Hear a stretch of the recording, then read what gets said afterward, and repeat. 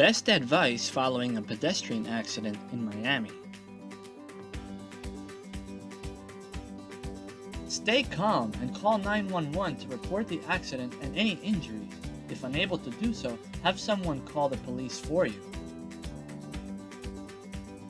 Unless there is a chance of further injury, do not move or let anyone move you until paramedics arrive. If there are head, back, or neck injuries, request to be taken to a healthcare facility immediately. Have someone take down the license plate of the vehicle involved in the accident. Keep all police and medical reports and expense records. If possible, document the accident scene or have an eyewitness photograph or videotape the place where the accident occurred.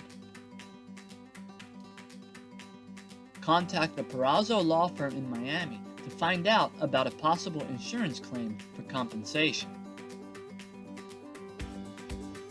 The Perazzo Law Firm, dedicated to putting your interests first, always.